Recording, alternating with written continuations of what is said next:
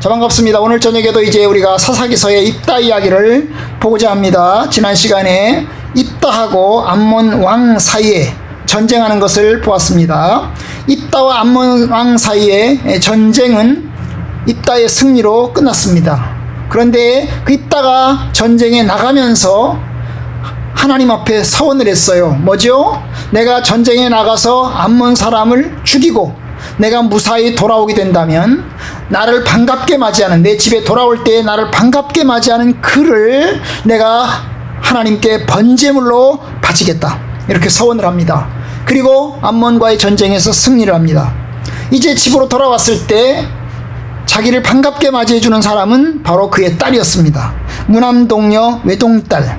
결국 그의 승리가 그의 슬픔이 되었습니다. 그리고 이제 결국에는 입다가 그의 딸을 번제물로 이제 바쳤습니다. 입다는 슬퍼하면서 통곡하면서 그의 딸도 슬퍼하고 통곡하는 가운데서 번제물로 바쳐지게 됩니다. 매우 비극적이고 슬픈 이야기입니다. 제가 지난 시간에 말씀드렸어요. 입다의 어리석은 서원이 딸을 죽음으로 내몰았다고. 왜냐하면 입다가 서원하지 않아도 하나님의 승리를 주실 것이 확실합니다.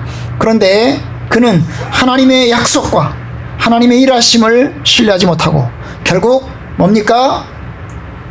자기의 그 말에 의한 이 약속, 하나님에 대한 어떤 약속 때문에, 그의 두려움 속에서 생겨난 그 약속 때문에 결국 전쟁에서는 이겼지만 슬픈 경과를 가져올 수밖에 없었습니다. 자, 오늘은 이제 입다 이야기의 마지막 부분인데요. 암몬과의 전쟁이 끝난 다음에 일어나는 일입니다. 이 11장과 12장 사이에 얼마의 시간이 흘렀는지는 알 수 없지만 아마 많이 흐르진 않았을 것입니다. 왜냐하면 전쟁이 끝난 다음 바로 직후 벌어지는 이야기이기 때문입니다. 자, 우리가 지난 시간에 보았던 것이 암몬과 입다의 전쟁이었어요. 그죠? 이 암몬은 이방이죠. 이스라엘 백성들이 아닌 이방입니다. 그야말로 적대 국가죠. 그죠? 적대 국가입니다. 그런데 오늘 이야기는 뭐예요? 동족입니다. 동족. 길르앗 사람과 에브라임 사람, 입다와 에브라임의 전쟁의 이야기가 오늘 나오고 있는데요. 바로 동족 간의 전쟁입니다. 피비린내 나는 아주 무시무시한 전쟁의 이야기를 오늘 보고자 하는 것입니다.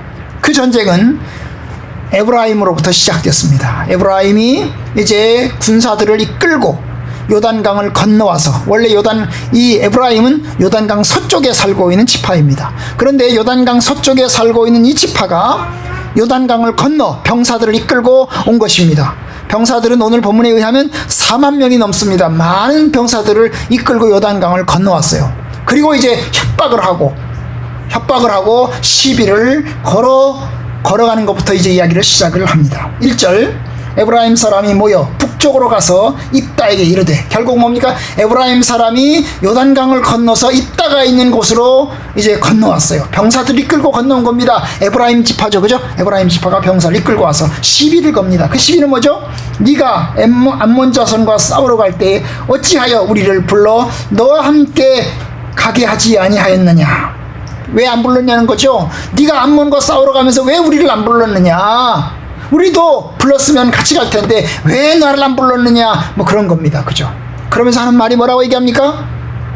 우리가 반드시 너와 내 집을 불사를 것이다. 이 불사른다는 뭐예요? 완전히 니네 집을 쑥대밭으로 만들어버리겠다. 완전히 너희를 완전히 패가망신해가지고 완전히 멸망시켜버리겠다. 뭐 이런 거죠. 병사들을 수만 명을 이끌고 와가지고 지금 뭐예요? 전쟁을 시작하려고 합니다. 전쟁을 시작하려고 그래요. 그러면서 뭐예요? 왜 안 불렀냐고. 그래서 내가 너희를 가만두지 않고 너를 다 죽여버리겠다고, 이런 식의 이야기를 이제 합니다. 왜 이런 얘기를 할까요? 사실 에브라임이 왜 이렇게 전쟁이 끝나고 난 다음에 들어왔을까요? 여러분, 뭐 때문일까요? 전리품 때문입니다.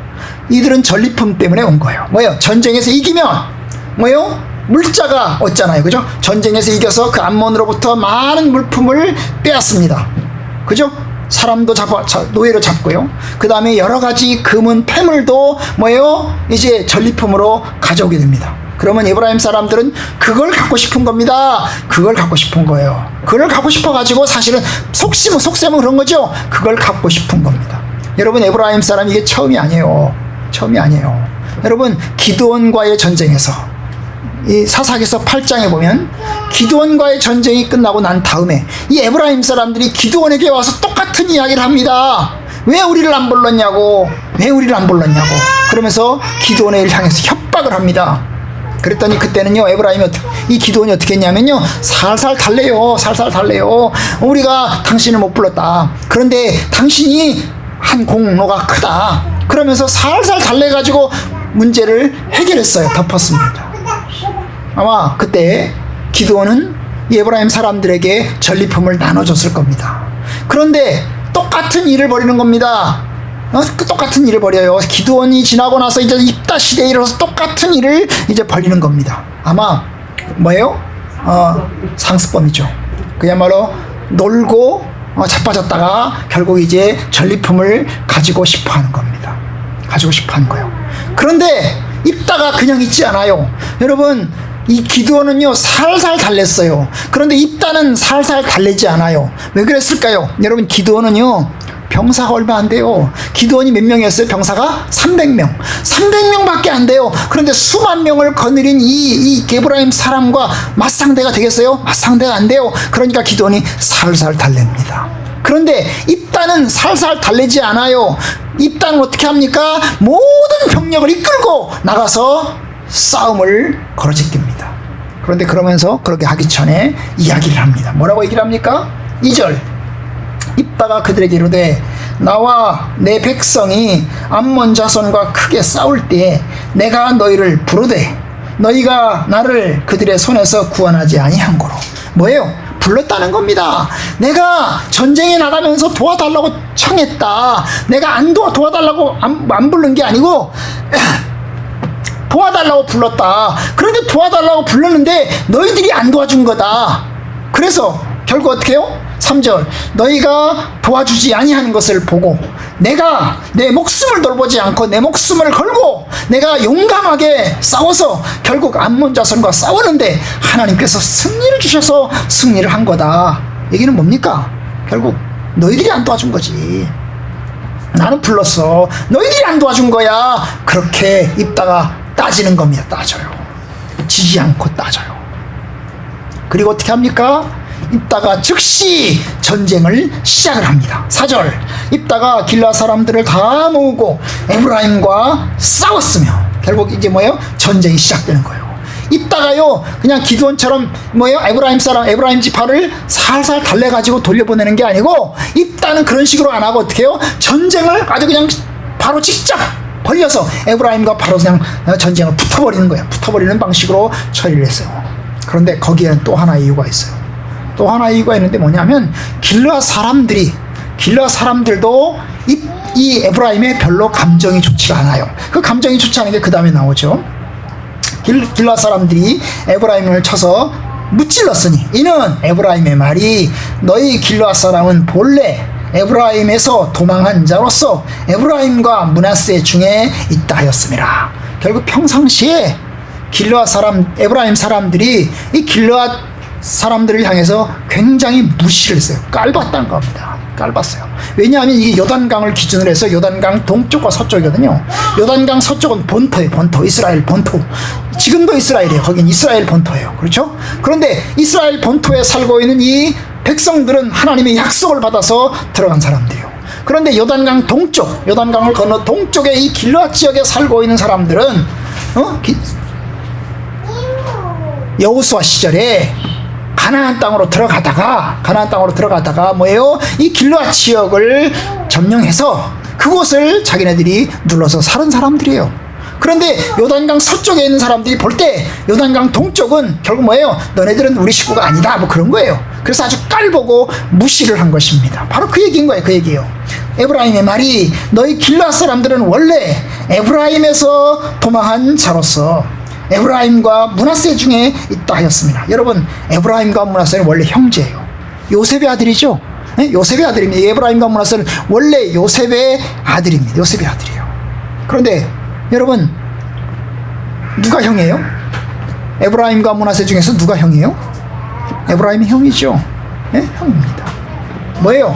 결국 뭐예요? 야, 너네들은 지금 뭐예요?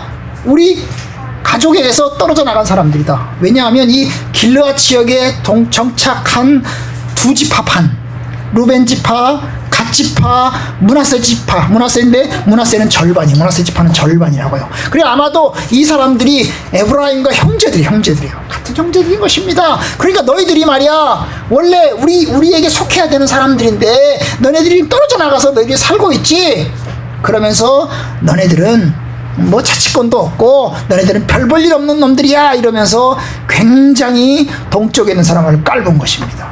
같은 민족인데도 지역 감정이 있고, 같은 민족임에도 불구하고 뭐예요? 사람을 서로 깔보고 무시하는 것이 있었던 겁니다. 같은 동족이니까 사랑하고, 같은 동족이니까 포용해야 됨에도 불구하고 포용하지 못하는 거죠. 마치 뭐하고 같아요? 여러분, 이 육지하고 제주도하고 똑같아요. 여러분, 제가 어릴 때 우리 제주도는 서울 사람들, 육지 사람들을 뭐라고 그러지 아십니까? 육지 것들이라고 했어요. 육지 것들. 육지 사람들도 아니에요. 육지 것들이라고 그랬어요. 얼마나 육지 사람들을 싫어했는지 몰라요. 지역 감정이 있는 거예요. 지역 감정. 육지 것들, 육지 사람들에 대한 감정이 있는 거예요. 왜요? 그 이전에 여러분 조선시대 그 이전에 탐나국으로 있을 당시에 여러분 육지 사람들에서 제주도가 많은 피해를 보았잖아요. 그죠?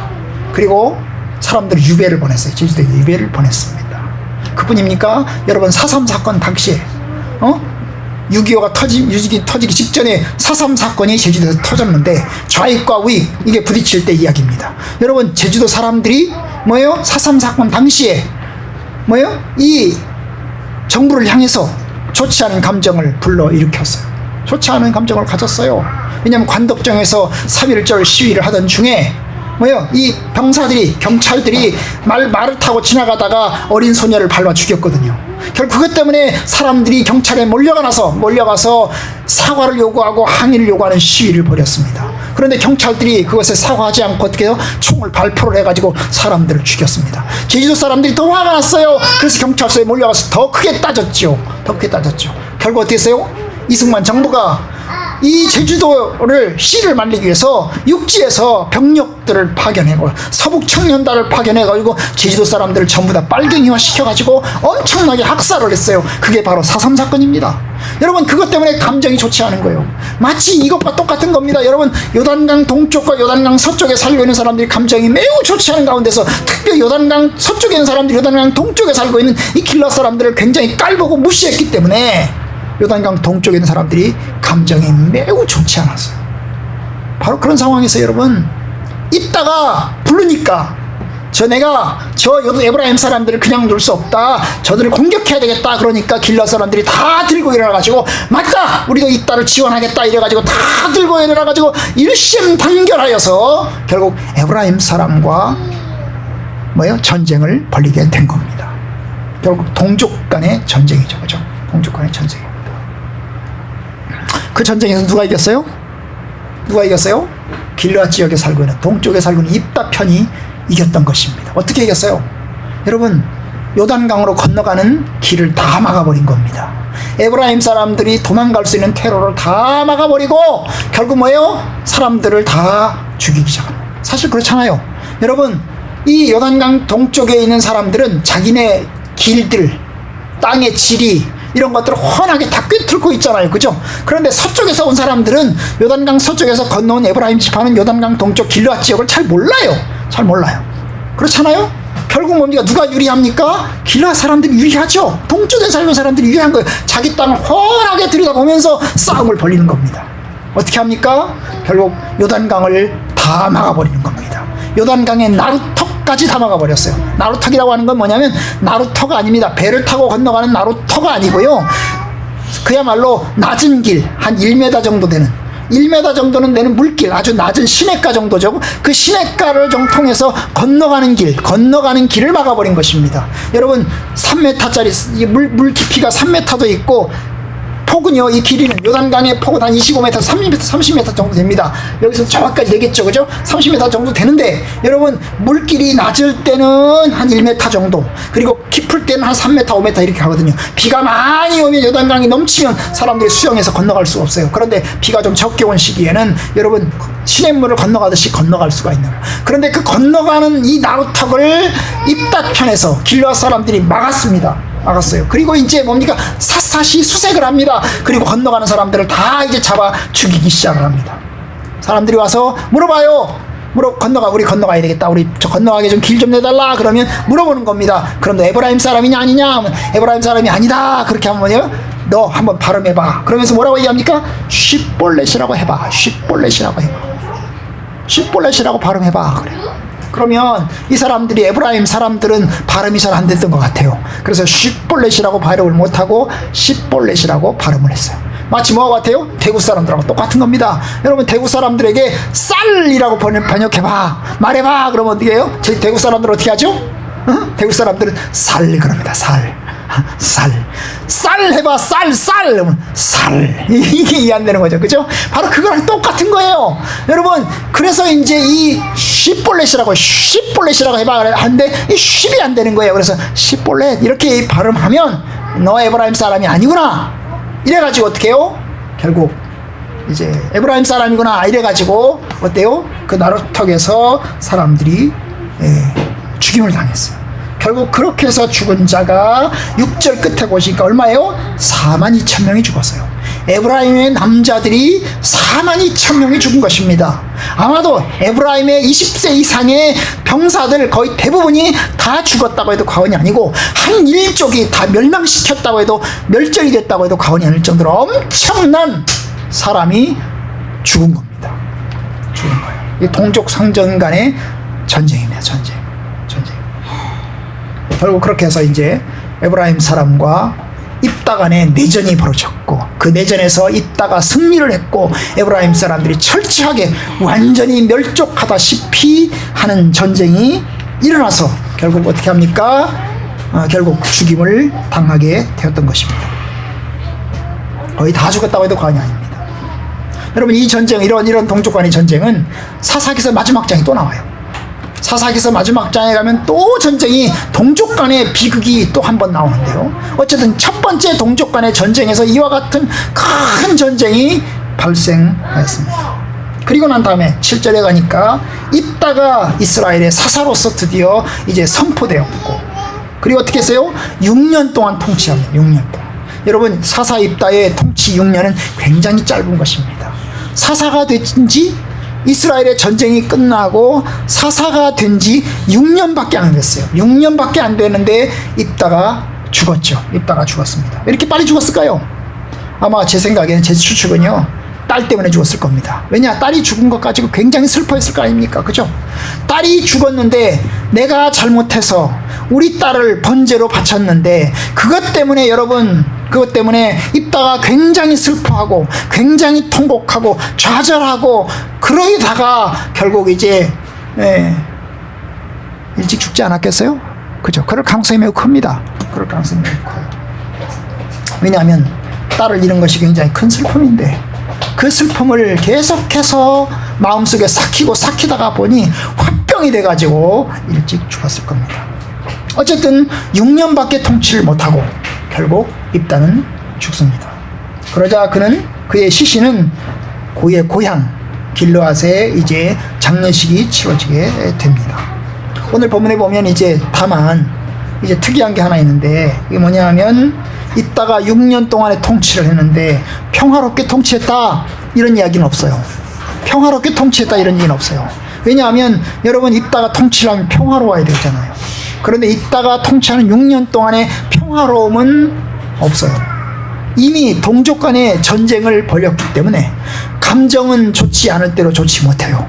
아마 요단강 동쪽과 요단강 서쪽은 매우 이 사건 때문에 큰 감정의 고를 더 깊게 가졌을 것입니다. 그렇지 않겠어요? 그럼 평화롭지 못하겠죠. 어쨌든 그의 영역은 요단강 동쪽의 길르앗 지역으로 한정이 될 수밖에 없었을 거고 결국 이제 입다는 오래 살지 못한 채 결국 6년 만에 죽고 말았습니다. 참 입다의 마지막 부분 참으로 슬프고 안타까운 그런 이야기가 되겠습니다. 저는 오늘 이제 마지막 부분에서 마지막으로 이제 한 가지를 말씀드리려고 합니다. 우리가 오늘 말씀에서 무엇을 배워야 할까요? 여러분 아시는 것처럼 입다는 원래 천한 신분이었습니다. 천한 신분이었어요. 원래 기생의 아들이잖아요. 그래가지고 쫓겨났잖아요. 자기 친척들로부터 일가 친척들로부터 쫓겨났습니다. 쫓겨난 이 천한 신분에 입다가 어때요?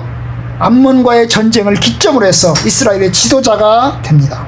길르앗의 지도자가 되었습니다. 하지만 길르앗의 지도자가 되어서 암몬과의 전쟁에서 승리는 하긴 했지만, 그러나 그 승리는 또한 그의 딸의 비극적인 죽음을 가져왔습니다. 그뿐만 아니라 또한 에브라임과의 전쟁을 통해서 동족 간에 엄청나게 죽고 죽이는 전쟁을 또한 가져왔습니다. 얼마나 입다의 삶이 한편으로는 어리석은가를 보여주는 것입니다. 하나님을 경외하는 사람이에요. 입다는 하나님을 경외하는 사람이었습니다. 하나님의 영이 임했습니다. 그리고 암몬과의 전쟁에 나가서 하나님의 도움으로, 하나님의 능력으로 승리했습니다. 그리고 하나님의 능력으로 승리했다고 고백도 했습니다. 3절에 그랬잖아요. 여호와께서 그들을 내 손에 넘겨주었다. 그래서 내가 승리했다 라고 고백하잖아요. 그죠? 하나님의 능력도 고백했습니다. 그럼에도 불구하고 여러분, 그는 감정적으로 굉장히 스트레스를 많이 가진, 아픔을 많이 가진 그런 사람이었습니다. 아마 딸의 죽음 때문에 그와 같은 일을 가져왔을 것입니다. 그뿐만 아닙니다. 여러분, 이 에브라임 사람이 그렇게 밀고 들어왔을 때에 참으로 그는 잔인하게 에브라임의 지파 전체를 다 죽이다시피 하였습니다. 하나님을 경외하는 사람이라도 여러분, 어리석고 잔인할 수 있다는 것을 보여줍니다. 여러분, 하나님을 경외한다고 해서 그 사람이 천사가 되는 게 아니라는 거예요. 하나님을 경외하는 사람이라고 해서 영적으로 성숙한 사람이 되는 건 아니라는 겁니다. 하나님을 경외하는 사람도요, 참으로 돈의 욕심을 가지고 악한 일을 저지를 수가 있어요. 제가 지난 주간에 한 뉴스 한 토막은 뭐냐면, 어떤 목사님이시랍니다. 70세가 넘으신 목사님이시래요. 그런데 뭐예요? 어떤 자기 여자친구죠. 자기 고향 친구 같습니다. 여자친구를 가자, 내가 교회를 개척했다, 우리 교회 가자 이래가지고 그 여자를 자기 교회로 이제 초대를 한 겁니다. 그래서 그 여자를 데리고 이제 자기 교회로 이제 차를 타고 쭉 내려간 겁니다. 고속도로를 가다가 중간에 휴게소 밥도 먹고. 그런데 막상 간 곳은 그가 개척한 교회가 아니었어요. 자기 집으로 데려간 거죠. 어떻게 했을까요? 자기 집을 데려가서는 그 여자로 성폭행을 하려고 했습니다. 그런데 성폭행을 하려고 했는데 그 여자가 뭐예요?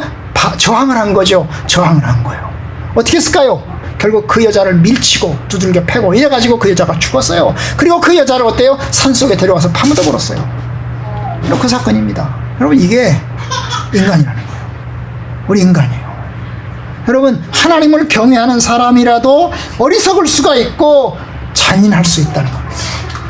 하나님을 경외한다고 해서 그 사람이 천사가 되고 그 사람이 성숙한 사람이 되는 게 아니에요. 우리는 그와 같은 일들을 우리 주변에서 봅니다. 목사님들을 통해서, 그리고 장로님들을 통해서, 권사님들을 통해서 봅니다. 목사님들이라도 장로님들이라도 돈에 욕심이 있고, 그것 때문에 교인들을 상대로 해서 교회 안에서 사기를 치고 거짓을 행하고, 그래서 상처를 일으키고 결국 교회를 큰 어려움 가운데 만들어가는 그런 사람들도 있는 것을 보게 됩니다. 왜냐? 입다의 모습이 그런 거예요. 왜 그랬을까요? 왜 그럴까요? 성숙함의 훈련을 받지 못한 것입니다. 여러분, 하나님의 말씀으로 훈련받고 성숙함을 이루지 못한 것입니다. 여러분, 하나님의 말씀으로 단련되고 성숙되어야 합니다. 훈련받고 성숙되어야 해요. 하나님을 믿는 것만으로 부족합니다. 하나님을 아는 것만으로 부족합니다. 하나님을 믿는 것만으로, 예수 그리스도를 영접한 것만으로 부족합니다. 그리스도에게까지, 범사의 그리스도에게까지 성장해야 하는 것입니다.